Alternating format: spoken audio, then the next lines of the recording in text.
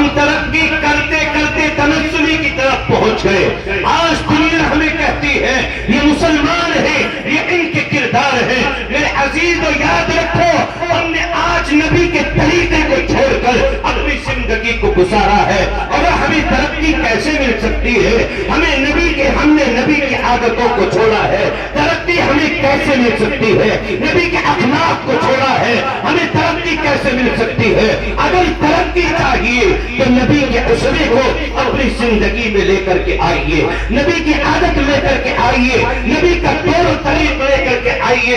تبھی ہمارے لیے کامیابی ہے، تبھی ہماری زندگی کے لیے کامیابی ہے. ہمیں اللہ رب العزت والجلال پیغام دیتا ہے اور اعلان کرتا ہے جبھی تم دنیا میں بھی اور دنیا سے چلے جانے کے بعد تم آخرت کی منزلوں کو بھی کبھی آسانی کے ساتھ پہنچنے والے ہوگے.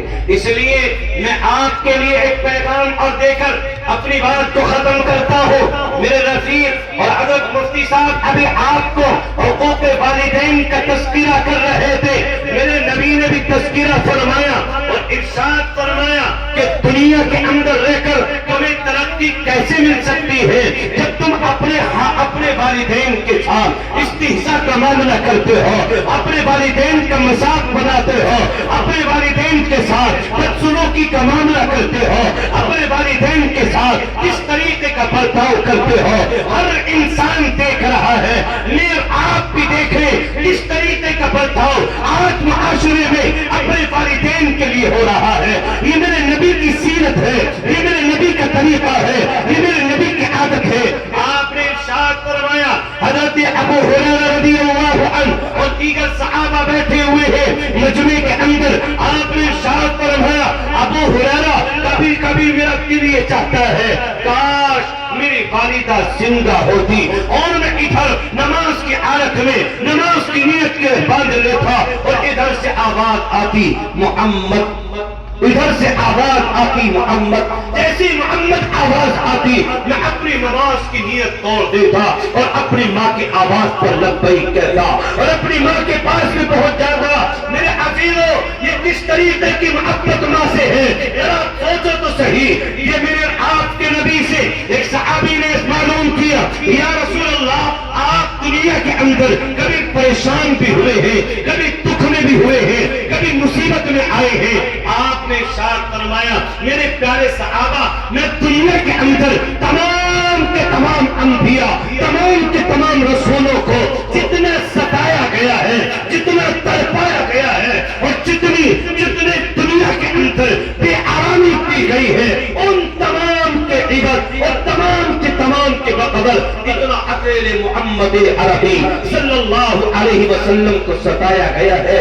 لیکن کبھی بھی مجھے خوف نہیں ہوا ایک مرتبہ کے علاوہ. فرماتے ہیں محمد عربی صلی اللہ علیہ وسلم میری عمر 6 سال ہے اور میں مکے سے اپنی ماں کے ساتھ، اپنی والدہ کے ساتھ، اپنی امی کے ساتھ میں اپنے گھر سے نکلتا ہوں.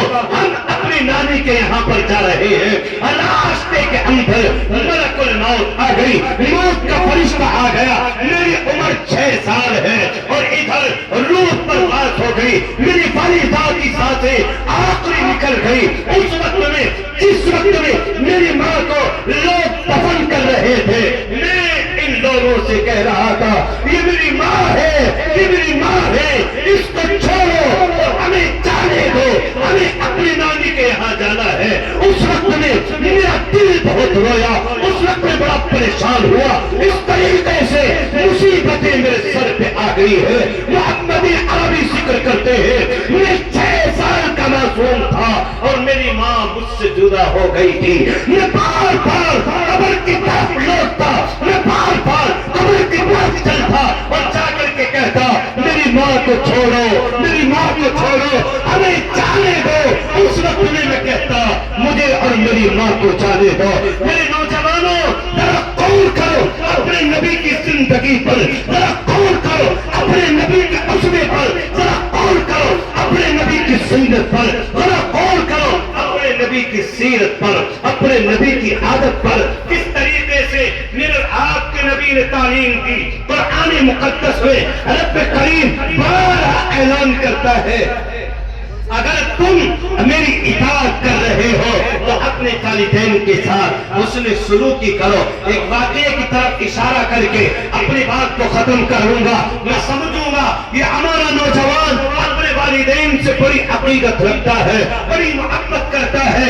ایک دور میں حضرت امام مالک ابن دینار رحمہ اللہ کا دور آیا ہے اور بڑے اللہ والے ہیں, بڑے اللہ کے نیک بندے ہیں اور نیکی کے چرچے دور دور تک ہیں. ایک ایسا شخص ان کے پاس میں آتا ہے جس کا ایک بازو ختم ہے, ایک بازو پھر سے الگ ہے.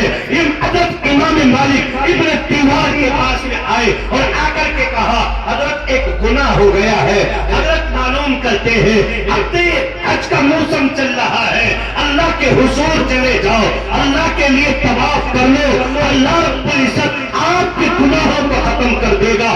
کیوں نہ ہو, میرے آپ پر نبی ارشاد فرماتا ہے جس نے اللہ کی رضا کے لیے حج یا عمرہ کیا, اللہ کی رضا کے لیے, اللہ کے خوشنودی کے لیے, اللہ کی عبادت کے لیے جس انسان نے حج یا عمرہ کیا وہ انسان ایسا ہے جیسا آج ہی اس نے اپنی ماں کے پیٹ سے جنم لیا ہے.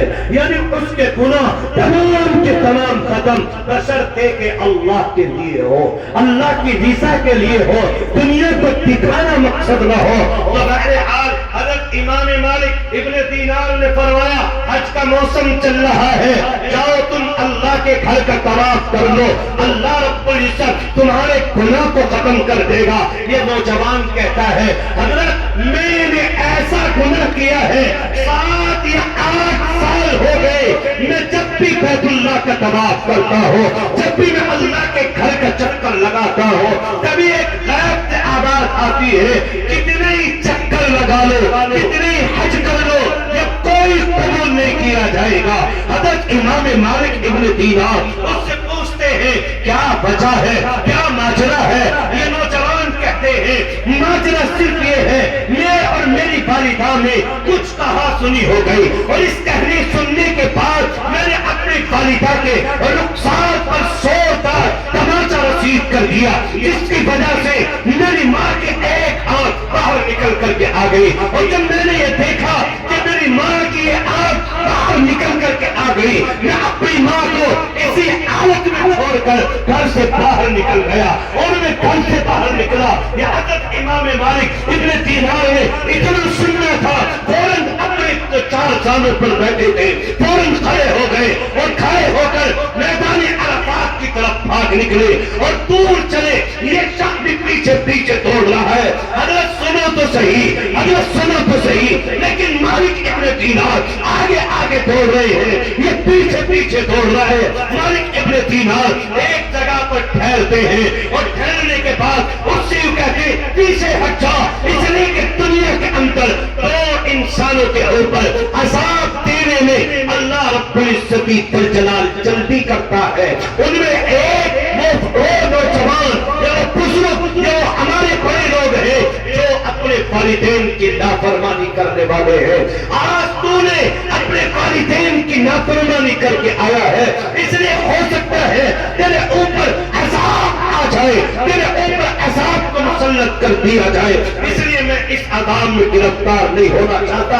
اور یہ پیغام دے کر کے پھر بھاگنے لگے. میدان عرفات کتنا بڑا ہے, لوگ بیت اللہ کا چکر کاٹتے ہیں, وہاں طواف کرتے ہیں, صفا مروا پر دوڑتے ہیں, لیکن مالک ابن دینار اس انسان کی بات سن کر کے میدان عرفات کے چکر کاٹ رہے ہیں. اور آگے آگے مالک ابن دینار ہے اور پیچھے پیچھے نوجوان ہے اور کہتے ہیں حضرت ذرا سن تو لو, اس کی کوئی وجوہات, اس کا کوئی مرادہ اور اس کا کوئی معاملہ تو بتا دو, اس کے بارے میں کوئی تعلیم تو دے دو, ہمارے لیے کوئی صحیح راستہ تو بتا دو. مالک ابن دینار ٹھہر گئے اور کہا تم یہ بتاؤ تمہاری والدہ اب حیات ہے یا اس دار فانی سے رخصت ہو گئی ہے. فرماتے ہیں کہ میری والدہ حیات ہے اور میری والدہ میرے بھائی کے ساتھ میں حج پر آئی ہوئی ہے. مالک ابن دینار نے اس شخص کا بایاں ہاتھ پکڑا اور بایاں ہاتھ پکڑ کر کے مالک ابن دینار اس خیمے کی طرف چلا جہاں پر ان کی بالیگاہ موجود ہے. مالک ابن دینار نے اس راستے کے اندر سے اور جب وہاں پر پہنچے تو آواز لگائی اماں میں تمہارا بیٹا ہوں.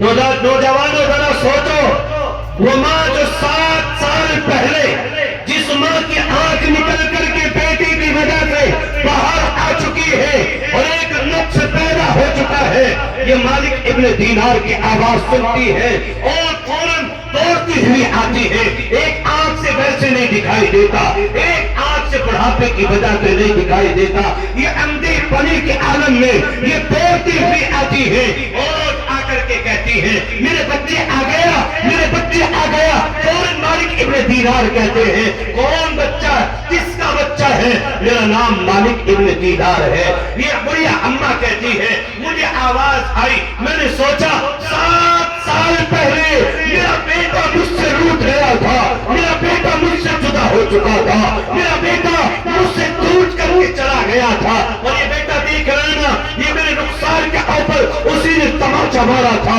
جس کی وجہ سے میری آنکھ نکل کر کے آ گئی. مالک ابن دینار اس بڑھیا اماں کے دل کو دیکھنا چاہتے تھے اور پوچھنا چاہتے ہیں ماں سے کیسی محبت ہے, ماں اپنے بچوں سے کس طریقے کی الفت رکھتی ہے, کس طریقے کا پیار ہے, کس طریقے کی محبت ہے.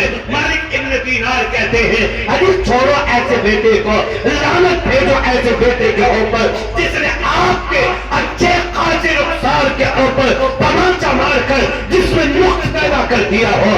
چھوڑو ایسے بیٹے کو, لعنت بھیجو ایسے کے اوپر. یہ مالک ابن دینار کی بات سن کر کہتی ہے ماں تڑپ کر کے کہتی ہے میرا بیٹا ایسا نہ کہو, وہ میرا بیٹا ہے, میں اس کو اب بھی منا لوں گی اگر مل جائے. مجھے 7 سال ہو گئے. یہ پوری ماں اس کے لیے ترس رہی ہے, اس کے لیے تڑپ رہی ہے, اس کے لیے بے چین ہے. اس ماں سے جس وقت نے مالک ابن دینار نے سنا تو مالک ابن دینار نے اس بیٹے کا ہاتھ آگے بڑھا دیا, لو یہ تمہارا 7 سال سے یہ 8 سال سے بھاگا ہوا مجرم ہے, اس کو پکڑو. ماں نے اس کا ہاتھ پکڑا, اس سے محبت کا اظہار کیا, اس